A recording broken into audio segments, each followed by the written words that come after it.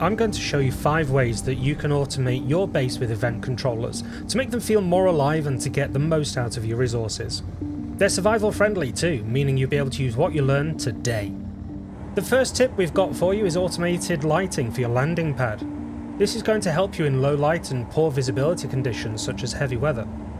I've already done some setup, but what you're going to need is some running lights to indicate where the connector is, and we've also got some green lights here that will show you when you're able to connect to the connector, because I don't know about you, I always have trouble actually lining up and knowing when I'm okay to lock.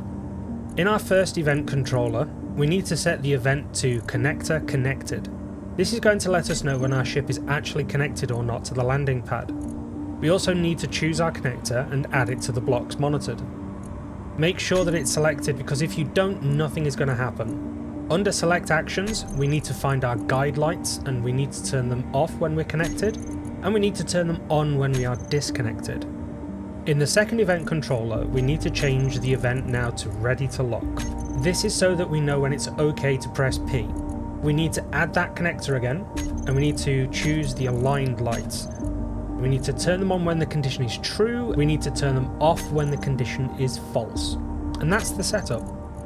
Let's go ahead and sky daddy away the sun so you can see more easily the effect that these lights have when we're connecting. Let me just quickly line up here. Now that we're aligned, you can see the green lights have come on. All we need to do is press P and we'll connect, and the guide lights have stopped. You'll also note that even when connected, the ready to lock condition stays true. This could have a number of uses in the future. For example, you could make a hangar that automatically closes when a ship's in place and opens when you're departing. Tip 2 then would be using this solar tower to be able to turn the lights on and off on the base. Not the most useful of things, but it does look great having the lights come on at night. So we'll get ourselves down to the event controller here, and this is a nice easy one to set up. First of all, we need to set the event to power output %. This doesn't work 100% of the time, but it works well enough for bases with constant power use. You'll need to make sure that you've selected all the solar panels that you're intending to use. You'll see here that subgrids are coloured in different colours. For the output, we already have a group prepared, and we'll use it to turn the lights off when there's enough power being generated and on when there's not. Quickly skydaddying away the sun, you'll notice that we've forgotten something.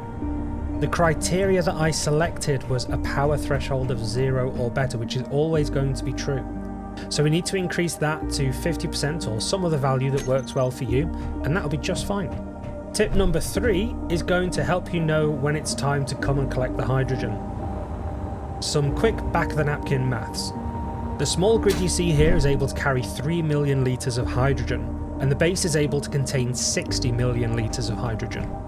3 as percentage of 60 is 5%. Divide that across the 4 tanks on the base and it's 1.25%. So what we need to do is set the event to gas tank filled percentage, the condition to equal or greater than the threshold of 1.25. Now you can change the threshold to a precise value by control clicking on it and typing it in for yourself. At the bottom of the settings panel for the event controller, make sure that you click AND gate. What this does is make it so that every single tank you're monitoring has at least 1.25% hydrogen. Without it, it would activate when any of the tanks are at 1.25%, which is not what we want. For the actions, we will need to turn on this beacon when it's ready and turn off the beacon when it's not. Now, whenever you see the beacon, you know it's time to come and collect more gas. Tip 4 is going to stop you from using too much hydrogen and certainly save your ears from all this noise. In the event controller, you'll want to set the stored power percentage to be equal or less than 50%, and you want to select the batteries. Make sure that you're selecting the correct batteries and note the different colours for the different grids that the batteries are on. For the action, you'll want to turn on the engines when the batteries are low and turn them off when they are not. It's worth noting at this point that the actions are triggered only one time, so setting up your actions after your criteria will not trigger the changes you're looking for. So make sure that you either fiddle with the criteria or make the change manually to get things into the right state. Tip 5 then is an automatic drilling system. We've got it all set up here. You only need 3 event controllers to get this going, as well as this hinge. You can see that we've got the hinge so that negative is to the left and positive is to the right. You can tell that by this lovely little notch. We've got a piston and a drill as well. This is all you need to get going. First things first, we're going to monitor this cargo so that when it gets full of ice, we can shut everything off. In the event controller, we already have the cargo fill percent by default, so just change the threshold to 95%, select the cargo, and we're going to set up the conditions. We need to turn off the drill when the condition is true and turn it on when it's false. We're going to do the same with the hinge here as well. Please make sure that the braking torque is a non-zero value so that the hinge stops when we turn it off. In the next event controller, we're going to deal with a piston arm swinging all the way to the left. For that, we're going to need to check the angle changed on the hinge drill assembly, and we're going to keep an eye on it being negative 90 degrees. As mentioned before, negative is to the left, so we need to be negative 90 degrees, and we need it to be less than or equal to, because that's a negative number. At that point, we're going to reverse the hinge. It's basically the same on the other side, except it's angle changed 90 on the hinge drill assembly, and we need to make sure that the setting is equal to or greater.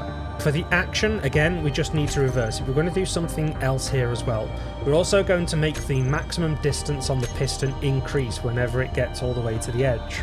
We also need to make sure that the maximum distance starts at 0. And we want the piston velocity to be relatively slow. We'll just quickly save in case anything blows up while we do this demonstration. Turn the drill on, give the hinge a relatively slight velocity. You might want to set these numbers lower for yourself to make sure that you get everything that you can. We'll just see how this works out. As it hits the right edge here, it increases the maximum length of the piston and starts moving in the opposite direction. You'll notice that it moves by quite a distance, so in your own design, you might want to make sure that you have multiple drills to get a full, even coverage across the ice. Let's just quickly demonstrate the ice getting filled up into the cargo container here. As soon as it is too full, the drill and hinge stop. Waiting for space to continue, very useful. Well, the weather's drawing in, so let me know what you're going to do with the event controller, and check out this video to see what else is in the Automatons update.